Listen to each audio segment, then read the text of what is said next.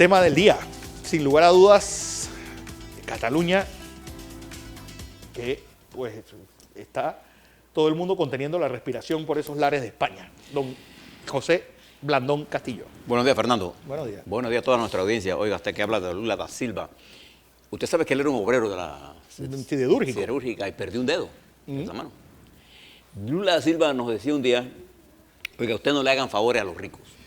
¿Y eso por qué? Porque los ricos no agradecen. Tú le das ese favor y siempre son insaciables. Hazle favor a los pobres. Todo un pobre le resuelve un problema de una casa, de una enfermedad, una beca, y eternamente vivirá agradecido. Lula da Silva, obrero que llegó al poder y que ganó la reelección.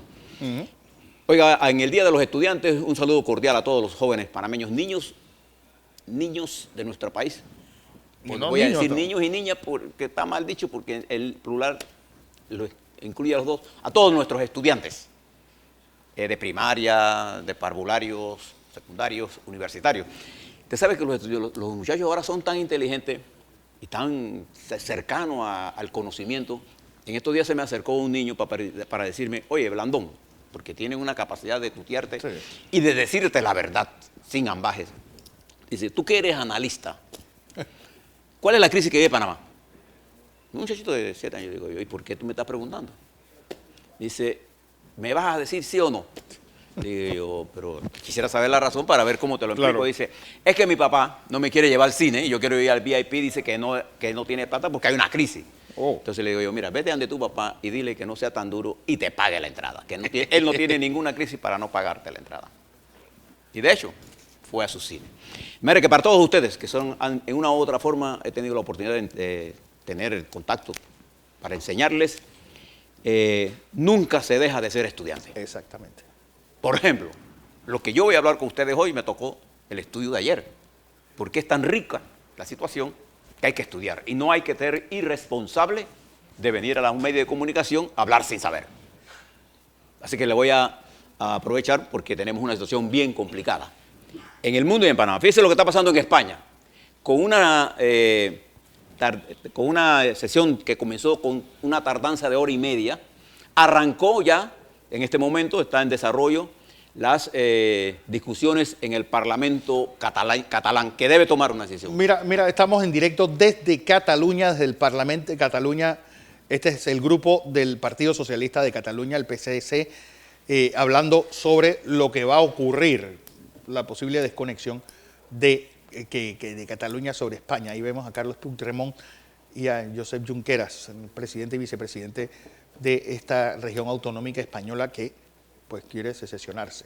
Sigamos. Eso está en este momento en desarrollo y tiene la atención de casi una parte importante de Europa, casi toda Europa le está dando seguimiento a esto, incluyendo países de Asia y Asia Menor y el Mediano Oriente, que le están dando seguimiento a esto por el impacto que va a tener cualquiera sea la solución que se dé allí. Hay muchas teorías. No es el momento de la teoría, es el momento de esperar. Nosotros le vamos a dar cobertura a todo y le estaremos informando del desarrollo de esta crisis, que no pareciera indicar que se podría llegar a acuerdos razonables. Se han intentado, hay negociaciones a todo momento con ofertas, contraofertas, pero los ánimos ya llegaron a un límite casi irreversible. Ojalá, por el bien de España, se llegue a un acuerdo. De manera que sigue siendo eso. Se le une a este problema de independencia de Cataluña, lo que está sucediendo en el Kurdistán. ¿Se acuerda que yo le hablé a ustedes de lo que está pasando en el Kurdistán de la parte de Irak?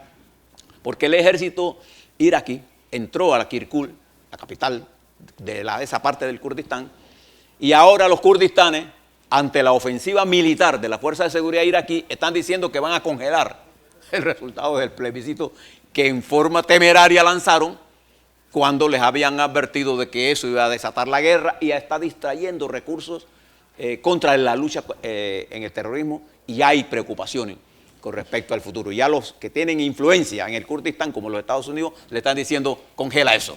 Para eso. Para eso, hermano, porque aquí es donde viene el juego en la que nosotros tenemos que cuidarnos.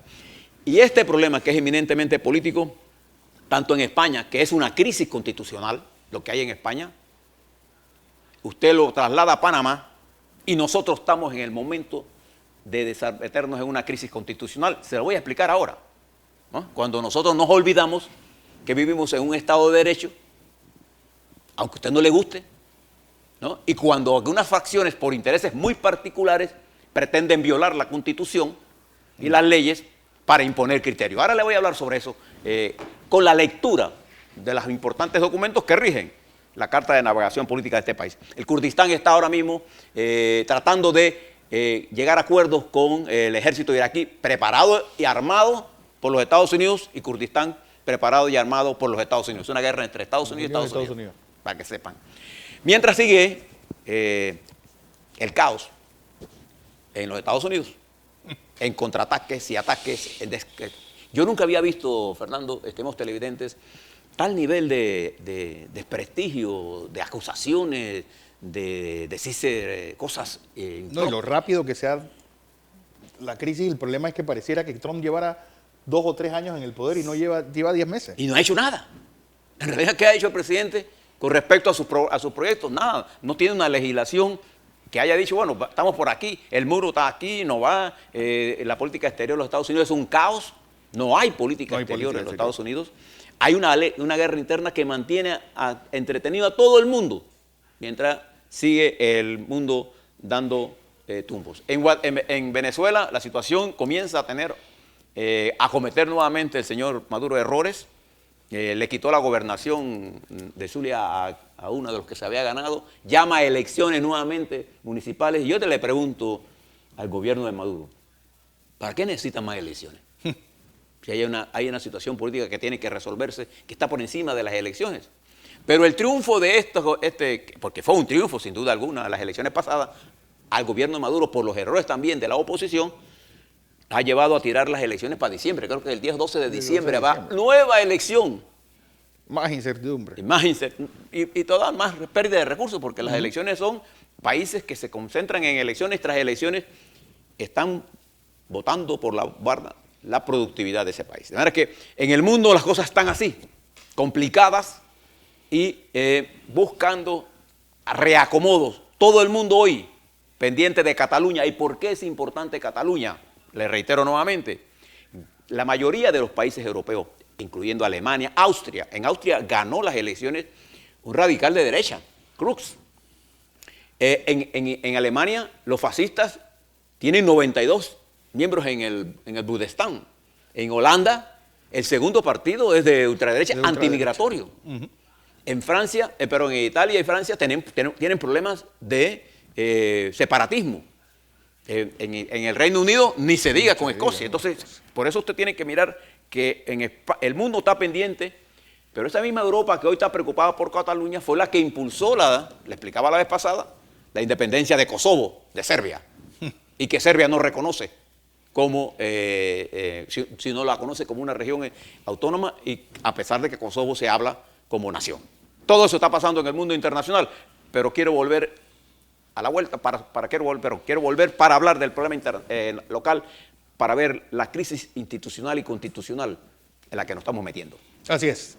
Fernando, estimados televidentes, Lupe, se ha generado, hay otros temas en el tapete, pero voy a dejarlos a un lado hoy, para tocar un tema de importancia, porque se trata de la convivencia entre todos los panameños.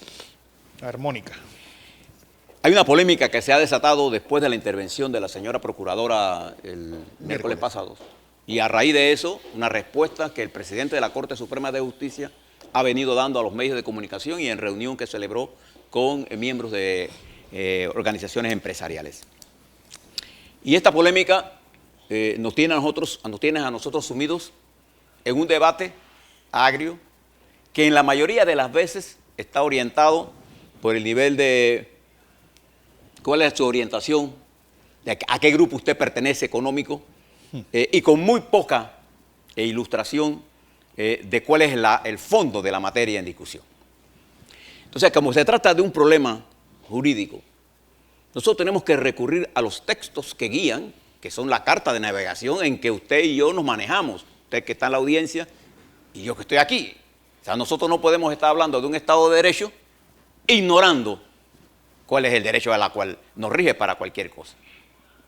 Entonces, la intervención de la señora procuradora el miércoles y las respuestas que ha dado el Ministerio Público nos obligan a nosotros a preguntarnos, bueno, ¿qué fue lo que realmente pasó? Una vez que sepamos lo que pasó, enmarquémoslo dentro de la ley. En la intervención de la señora procuradora se dijo que se había negado la prórroga y que eso cortaba las investigaciones. Y que además de eso se coartaba la obligación constitucional de investigar que tiene la Procuradora General de la Nación, y hacía un llamado a que la gente, los buenos, que somos más, decía ella, que los malos, o los corruptos, sí, que son menos que los malos, ¿okay? En una posición muy subjetiva y una especie de llamado a enfrentamiento. Lo entendí así desde el punto de vista, porque no tiene ninguna base jurídica. ¿Quién determina que alguien es bueno o malo? A ver. Bueno, y además que ayer con lo de Ventura Ceballos se demuestra que incluso los malos tienen derechos. Pero es que independientemente de que la procuradora tenga razón en calificarnos en que los buenos somos más, sí, incluyéndose ella, en los buenos, ella, sí, los malos tienen derechos que están garantizados por la ley.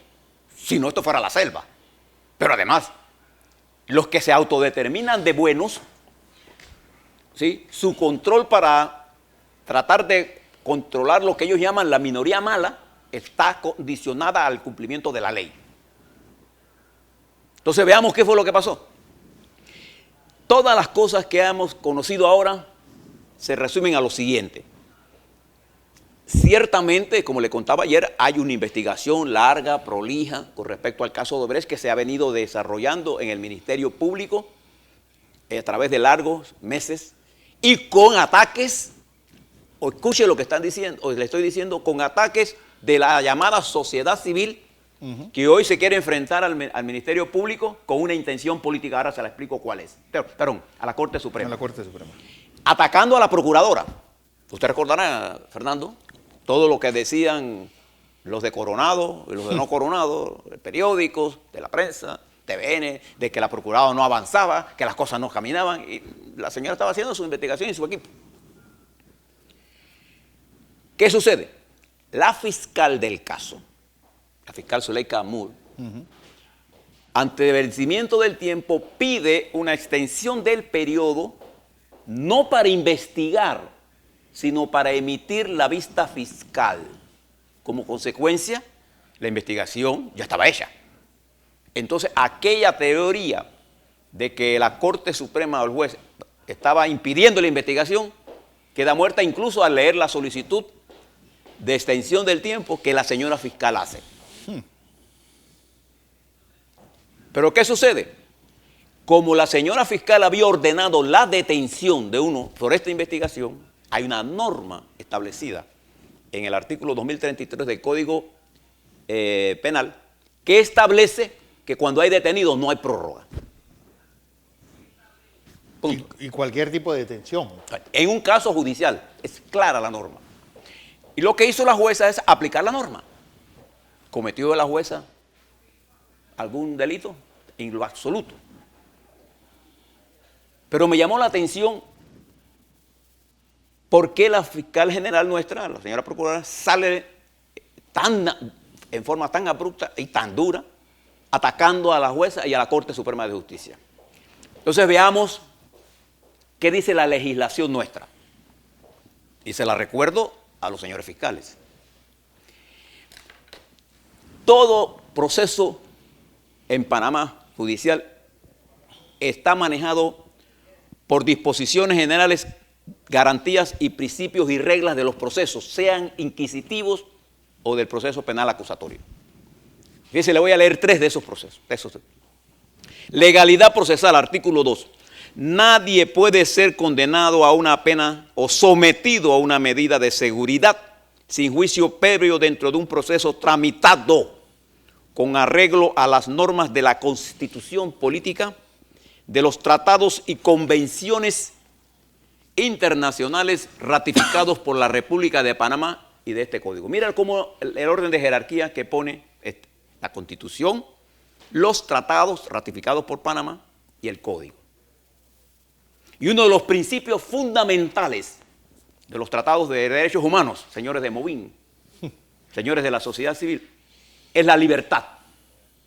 Y es por eso que el 233, como elemento importante, pone que si hay un proceso penal y usted hace una detención, usted no puede pedir prórroga, porque la idea no es tener gente presa sin haber terminado un proceso, porque la detención preventiva en nuestro país se ha utilizado como un elemento para crear la sensación de que ya hay una condena. Eso no es cierto. Todo habitante del territorio de la República Dominicana tiene libre derecho a acceder a los jueces y tribunales. Pero fíjense lo que dice el artículo 5, que es el que quiero que ustedes evalúen bien. Artículo 5. Separación de funciones.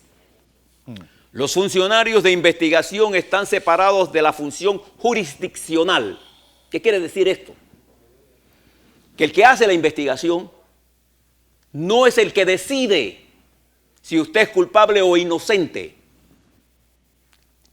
Es el juez el que toma las decisiones con respecto a las investigaciones que hace el fiscal.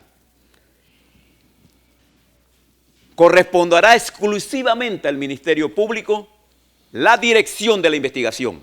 El juez no puede realizar actos que impidan la investigación, que impliquen investigación o el ejercicio de la acción penal, ni el Ministerio Público puede realizar actos jurisdiccionales sin perjuicio de los casos de especiales previstos en este código. Sin formulación de cargos no habrá juicio ni habrá pena sin acusación probada. Se garantiza la independencia interna y externa de los jueces. Es decir, si un juez determina que una conducta de un fiscal no está pegada a la ley, como en este caso en particular por la extensión para la presentación de la sustentación del caso, entonces es obligación del juez hacerlo. Y el fiscal no tiene por qué ir a los medios públicos a denunciar esto como una estrategia de impedir la lucha contra la corrupción o la lucha contra el delito, porque el juez tiene la decisión y el fiscal tiene que cumplir la ley. En este caso, la fiscal sabía perfectamente que ella tenía una persona detenida y no tenía derecho a una extensión. No una, tenía 3, 4. Bueno, pues tenía una que cumplía los 2 meses, que se cumplió el 10, porque se cuenta a partir de la primera que tuvo detenida.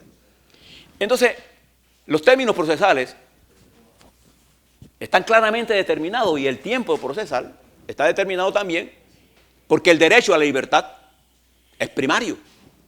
Y usted no puede hacer una investigación sobre un delito cometiendo otro delito, que es violando la ley. Entonces me llamó mucho la atención porque cuando conocimos la verdad es que ya el Ministerio Público había culminado la investigación. De hecho, el martes el Ministerio Público, de acuerdo a lo que dijo el secretario general del Ministerio Público ayer, ya había solicitado la audiencia de homologación del caso de Odebrecht, lo que indicaba que ellos tenían ya lista la investigación. Ellos tenían lista la investigación. Y en un tiempo muy perentorio se le dio, pero hubo un problema técnico para que la gente que está en Brasil, que tendría que confirmar con su testimonio, no podía entrelazarse con Panamá y se suspendió para el 9 de noviembre. ¿Por qué le quiero plantear esto? Porque en este momento el Estado de Derecho panameño está siendo amenazado porque el equilibrio de los poderes o la independencia de los poderes del Estado no se está garantizando. Hay un ataque directo al órgano judicial por parte de quienes están haciendo investigaciones y eso está prohibido por ley. Entonces, y yo estoy de acuerdo y he venido planteando y defendiendo que la señora procuradora tenga todo el tiempo para hacer la investigación y haga, no solamente en este caso, en todos los casos, en el marco de la ley y la Constitución. Aquí no se trata de ocultar nada. Pero han levantado todo un esquema y hoy algunos señoritos de este país han llamado a una manifestación. Yo quisiera que le diéramos una cobertura amplia a todas esas. ¿Por qué? Porque no tienen poder de convocatoria frente a la Corte Suprema de Justicia. Yo los invito a que hagan una manifestación frente a las cárceles nuestras, en donde hay miles de muchachos y muchachas nuestras, en las cárceles, detenidos por problemas de que no se le han terminado los procesos judiciales. Y porque además los invito a que lean los códigos y lean que cuando un fiscal se equivoca en la forma y en el contenido, eso es suficiente elemento porque está violentando derechos humanos. Yo les puedo señalar, por ejemplo, la señora procuradora debe conocer ya que hay gente, por ejemplo, en el caso de investigaciones de helicópteros, en el caso del MINSA, en donde los fiscales están investigando vencido el plazo. Y toda investigación que se está haciendo fuera del plazo judicial que ellos tenían no tiene ningún valor jurídico. Y no hay juez que pueda garantizar esto. Hace unos días, el primer juez del segundo tribunal certificó un fallo en la que sostuvo la decisión de que en el caso de un vuelo de helicóptero, la auditoría de la Contraloría carecía de valor probatorio. Es una decisión del juez, es un Estado de Derecho, eso hay que respetarlo. Todo lo que tiene que ver con esos procesos está muerto. ¿Para qué insistir en eso? Lo que quiero llamar la atención a lo siguiente. Escuché al presidente de la República ayer intervenir. El presidente de la República debe dejar de intervenir en los procesos judiciales. Esa no es su función. No es la función del presidente en su capacidad ejecutiva de estar diciendo qué cosas cree él que la justicia debe hacer. Es como si el magistrado presidente de la Corte le dijera al presidente qué debe hacer él como presidente de la República. No, en un Estado de Derecho, usted nunca ve al presidente de la República interviniendo en los asuntos judiciales, ni para emitir ninguna opinión, sobre todo una investigación en curso. No es posible hacerlo en el marco de la Constitución, señor presidente. Y alguien tiene que decírselo, porque estamos fomentando la anarquía y no el Estado de Derecho. Ayer leí un tuit de Bobby Eisman, en donde él, en forma, y se lo digo con toda firmeza, en forma irrespetuosa e irresponsable, cataloga a todos los magistrados de la Corte Suprema de Justicia como unos ladrones que había que votarlos a todos. ¿Y quién es él para hacer eso? Él que viene de un periódico emitiendo sin pruebas. Yo le puedo decir a Bobby Eisman que yo conozco magistrados con mayor integridad que él. Pero yo soy incapaz de decir que hay que poner preso a todos los empresarios del mundo porque compran cosas baratas para venderlas caras. Yo soy incapaz de decir eso. Porque el capitalismo como sistema está corrupto. Y la lucha contra la corrupción, estimados miembros de la sociedad civil, no está destinada y llevada a cabo solo para poner gente detenida, sino para detener la corrupción. Y la corrupción no se detiene poniendo preso a un grupo.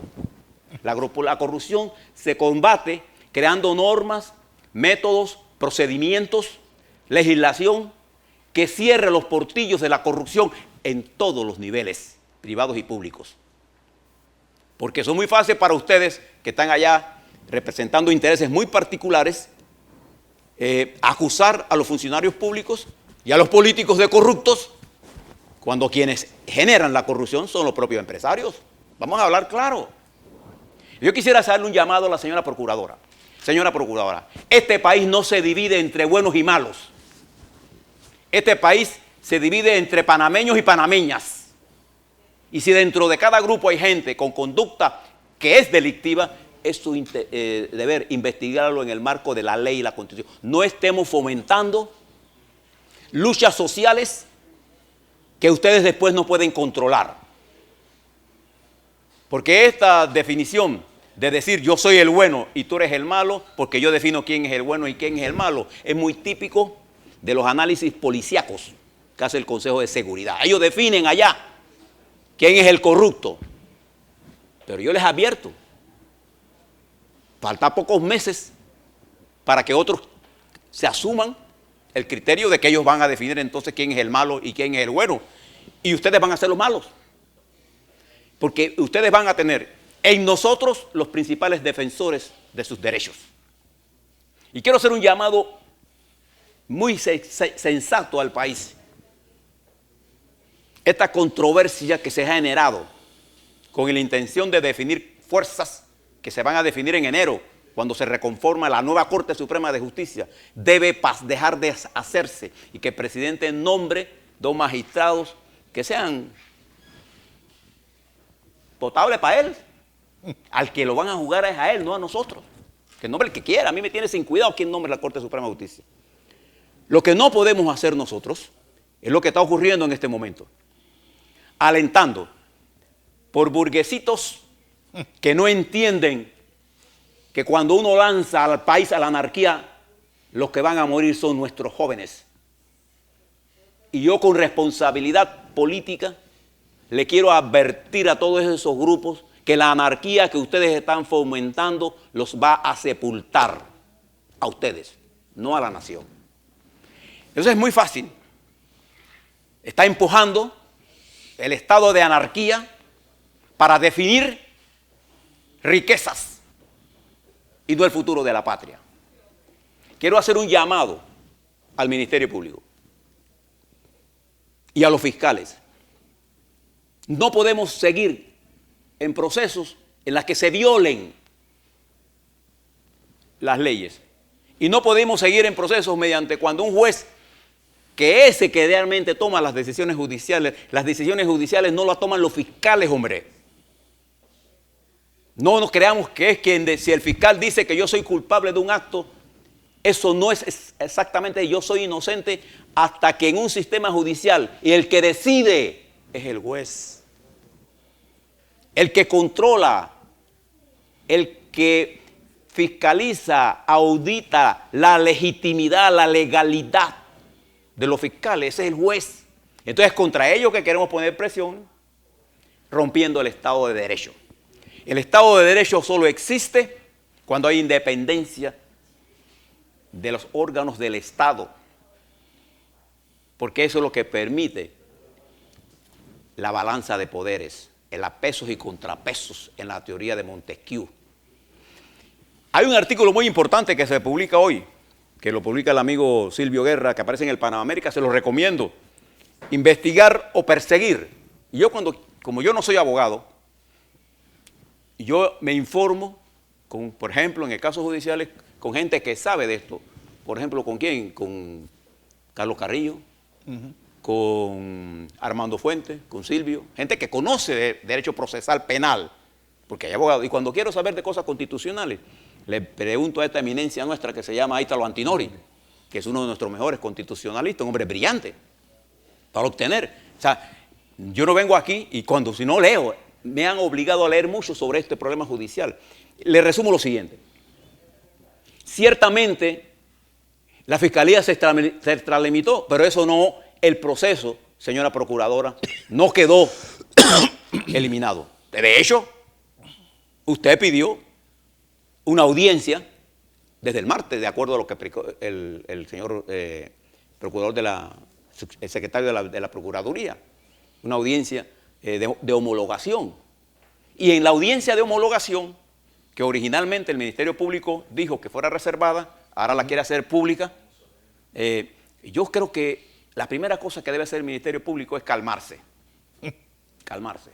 Mi abuela siempre cuando me veía a mí sobre excitado por mucha energía, me daba té de valeriana. Hay que tomar té de valeriana, hay que tener la cabeza fría y dejar de estos exabruptos, porque estamos bregando con lo más importante del ser humano, que es la libertad y la justicia. Entonces no estemos jugando al niño rabioso, le doy un consejo a la señora primera dama, no emita criterios de esa naturaleza, porque el aprecio personal que yo le tengo a usted no va a disminuir por eso, mi consejo. Y entiendo que es que ella está escuchando toda esta información que viene de estos policías que tienen rodeado el Palacio Presidencial, ¿no? De supuestas componendas, los que ayer decían que Ayub Prado era lo máximo, ¿no? Hoy que dicen que no es lo máximo. Entonces, señora primera dama, con todo cariño y respeto, no emita criterios de esa naturaleza, porque el primero que va a ser perjudicado con el marco de una anarquía general es su esposo. Porque cuando se rompe la estructura de derecho, nadie manda. Y entonces hay quienes, aprovechándose de esto, que están aupando un golpe en la Corte Suprema de Justicia para colocar sus magistrados, como en el periódico La Prensa, que siempre ha tenido magistrados, ¿no? ¿Sí? Y esa es su intención solamente, no vamos a engañarnos. A los que no nos interesa negocios ni nada de esas cosas, nos da igual quién es el magistrado de la Corte Suprema de Justicia. Lo que no podemos es utilizarle el insulto, las acusaciones sin pruebas, porque ahora todo el mundo se la tira de puro. Y aquí los corruptos y los malos son los de Martinelli. Así es.